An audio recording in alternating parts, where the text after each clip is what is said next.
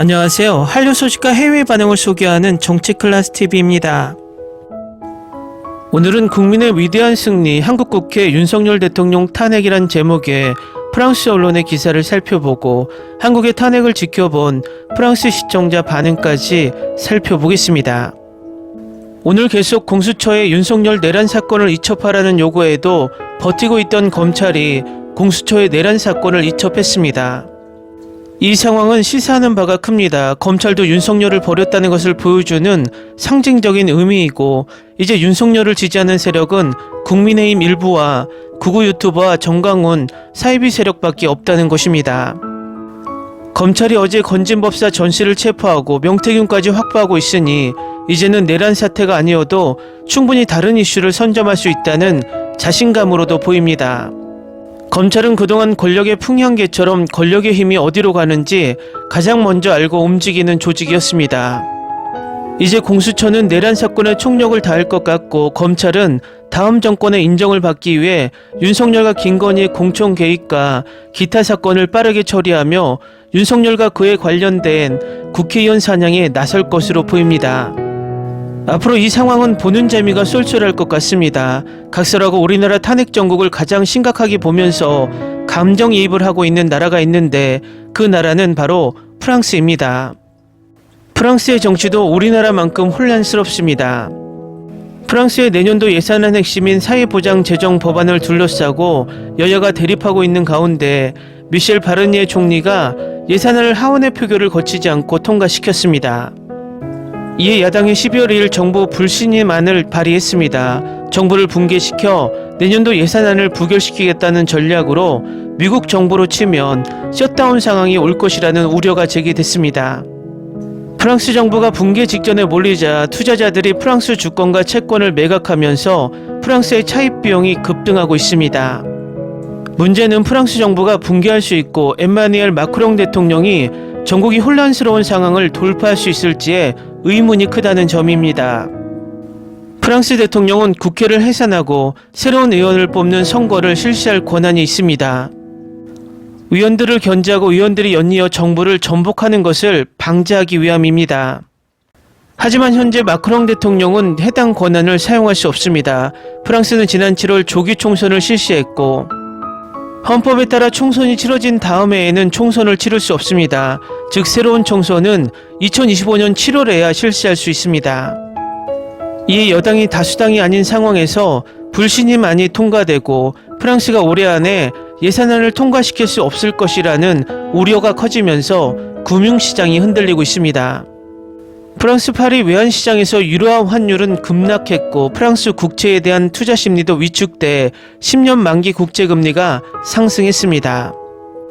이미 프랑스는 정부 부채와 적자로 유럽에서 재정적으로 가장 어려운 나라 중 하나인데, 이에 바르니에 총리는 2025년 600억 유로를 절감하려는 목표 아래 내년도 예산안을 통과시키려고 했고, 프랑스 부채는 3조 2천억 유로 이상으로 국내 총생산의 112%를 넘어 일본의 260% 다음으로 부채가 많습니다. 정부가 붕괴되면 1월 1일부터 세금을 인상할 권한이 없어 정부 운영을 계속할 수 있는 능력이 제한됩니다. 내년도 예산이 없으면 프랑스 기업들은 2025년에 대한 명확성이 부족해져 투자와 고용을 미룰 수 있습니다. 뉴욕타임즈는 프랑스인들은 현재 7.4%인 실업률이 더 높아질 수 있다고 우려한다고 전합니다. 일단 한국의 탄핵 상황을 전하는 프랑스 언론의 기사입니다. 헌법재판소는 윤 씨가 역사상 두 번째 탄핵 대상이 되는 국회의원 표결을 아직까지 심판하지 않고 있습니다. 한국 국회는 12월 3일 계엄령 선포 시도가 실패한 데 대해 이번 주 토요일 12월 14일 윤석열 대통령에 대한 탄핵안을 가결했습니다. 총 204명의 의원이 이 법안에 찬성했고 85명이 반대했습니다. 의장이 발표한 결과에 따르면 국회의원 3명은 기권했고 8명은 무효로 선언됐습니다. 현장에 있는 AFP 기자에 따르면 투표를 기다리는 동안 수백만 명의 시위대가 국회 밖에 모여 결과 발표에 기쁨이 폭발했다고 합니다. 수천 명의 대통령 지지자들도 서울 중심부에 모여 결과를 기다리며 태극기와 성조기를 흔들며 야당 지도자들의 체포를 요구했습니다. 또 다른 프랑스 언론에서는 12월 14일 토요일 윤석열 대통령은 12월 3일 계엄령 선포에 실패했다는 이유로 국회에서 탄핵안이 가결된 후 탄핵됐다고 전하며 헌법재판소가 탄핵소추 절차 일정을 논의하기 위해 월요일에 첫 회의를 열었다는 소식에 이후 프랑스 국회의원 장리크 멜랑숑은 소셜네트워크 X에 다음과 같이 말했습니다. 한국에서는 의회가 대통령을 내란 혐의로 탄핵하기로 투표했습니다.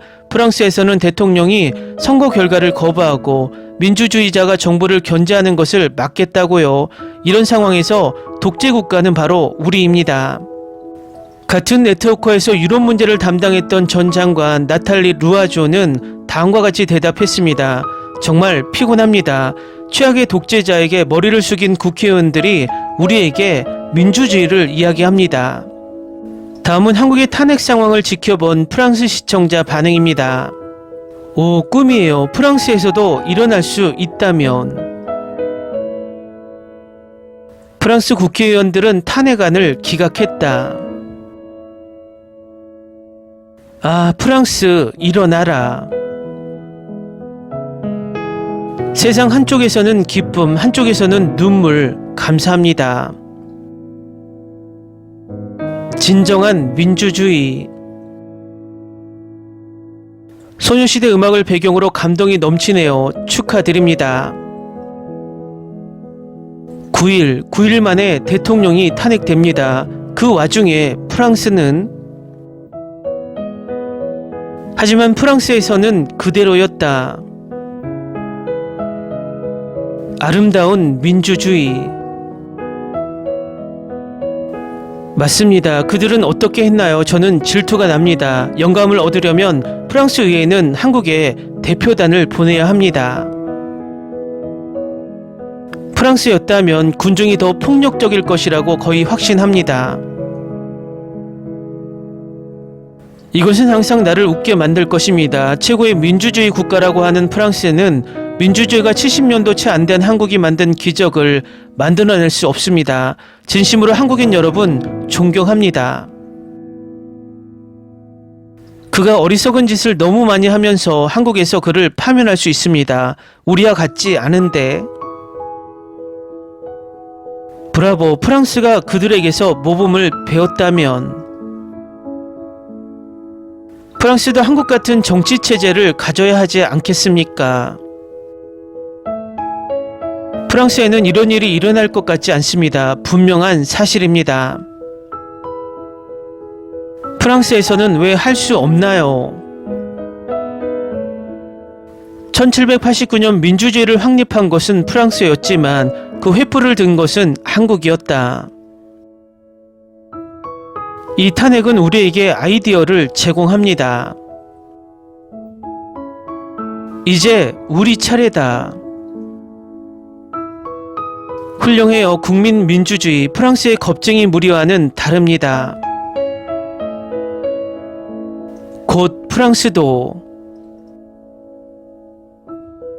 댓글 반응 잘 보셨나요? 민주주의의 시작이라고 할 수 있는 1789년 프랑스 대혁명 이후에 프랑스의 민주주의는 235년을 이어왔지만 이제 70년 정도, 독재 정권을 제외하면 30년 정도의 짧은 민주주의를 가진 나라에 민주주의를 불허하는 것을 보니 아이러니합니다.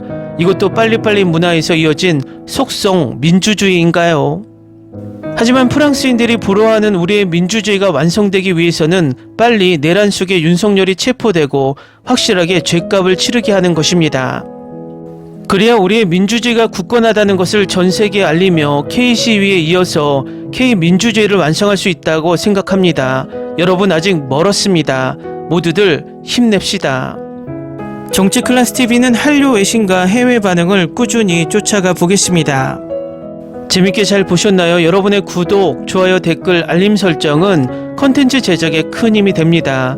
그리고 항상 하시는 일마다 대박 나시고 행복하시길 바랍니다.